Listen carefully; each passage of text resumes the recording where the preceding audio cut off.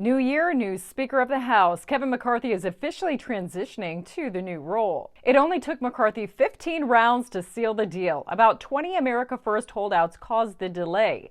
But at least even so-called conservative media was exposed for their love affair with the uniparty. Jim, just how insincere the insurrectionists are, we probably shouldn't use that word, the people that don't want to vote for Kevin McCarthy. They would disagree. Saboteurs. They're egomaniacs who've got no answers. And they ought to just be quiet and just go along with the majority at this point. If you don't want to vote for a bill, don't vote for it. And that's the end of it. I mean, why would have some reservations about McCarthy? Rep. Mitch McConnell was pulling for him. He's well respected by the World Economic Forum. He was well funded by that FTX money.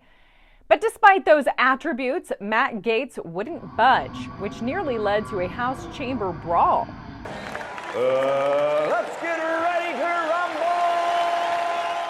Averted by this tactical facepalm grip. Thankfully, a toupee tragedy was also avoided. This lovely hair was unharmed. Another dog and pony show to end up with more of the same.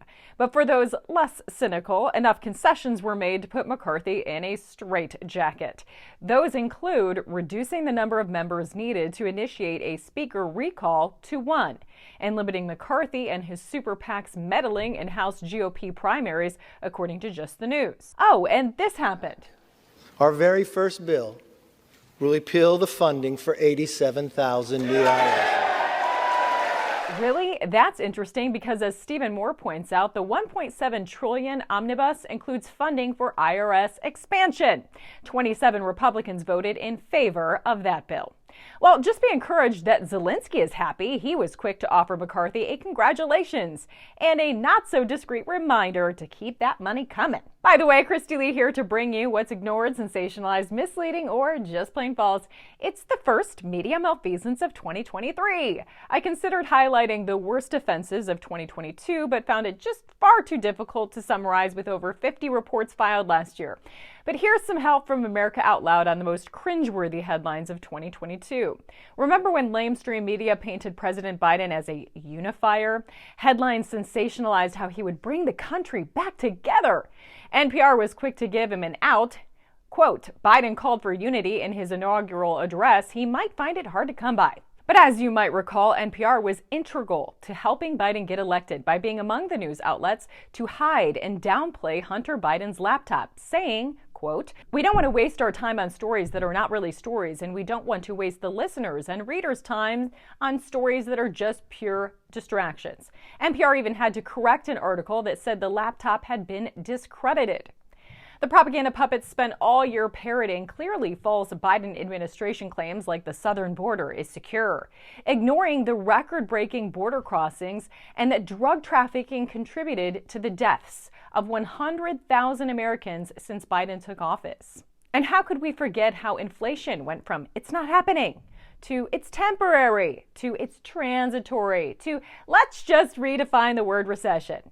How will the mass media PR machine cover now as this issue looks to get worse after both Republicans and Democrats betray taxpayers and approved a $1.7 trillion spending bill? The Associated Press nearly got us into World War III with a one-sourced story accusing Russia of firing missiles into Poland. Western officials now widely agree the missiles were launched by Ukrainian forces. Only one reporter had to take that fall for that major media mistake. The Twitter files have revealed that anything that didn't fall in line with the approved narrative was labeled Russian disinformation, including viable theories that COVID originated from a Wuhan lab. And 2 years later, news reports still refer to January 6th as an insurrection, despite no one actually being charged with that. MSM still claims Capitol police officers were killed that day, even if the cause of death was suicide days later, natural causes as reported by other outlets, and no rioter has been charged with murder. Speaking of the anniversary of January 6th this past week, the mother of an actual victim of January 6th, Ashley Babbitt, was arrested by Capitol Police for walking between the Capitol and House office buildings. Corrupt people! So isn't that a take? At least they cuffed her instead of murdering her like they did her daughter.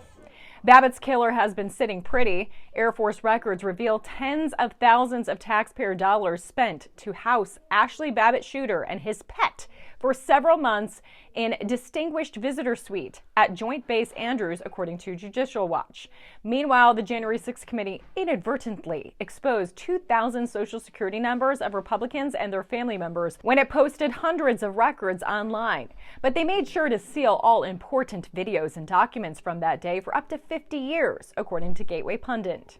Under Pelosi's House rules, the committee is obligated to hand over the official records to the National Archives, who can keep sensitive records from being released to the public for decades. Star January 6th committee member Adam Kinzinger has a shocking new gig.